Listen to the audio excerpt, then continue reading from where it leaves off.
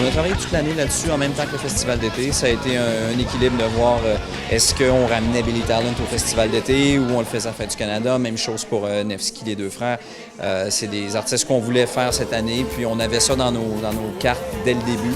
Donc, on a travaillé sur 12 soirs plutôt que 11 soirs cette année. C'est juste que celui-là n'a pas été annoncé parce qu'on attendait d'être timé avec tout le monde. On aurait pu l'annoncer au mois de février, mars avec tout le reste.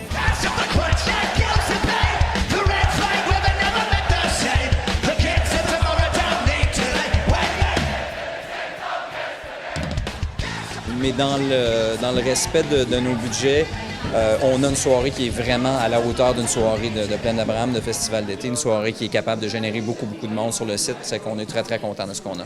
Puis le 1er juillet, bien, c'est un 1er juillet un peu spécial, le 150e anniversaire. Puis on a la chance à Québec d'avoir beaucoup de raisons de souligner le 150e anniversaire de la Confédération parce qu'on a beaucoup contribué à la Confédération au cours des années.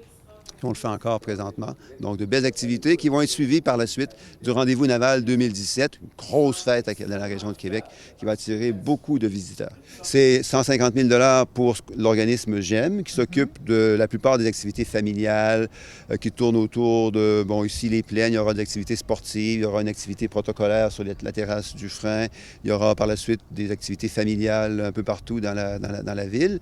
Et ensuite, 600 000 $ pour ce grand spectacle du soir du 1er juillet qui va attirer beaucoup de gens. On attend 150 000 personnes, ce qui est une foule assez impressionnante pour ce spectacle du 1er juillet.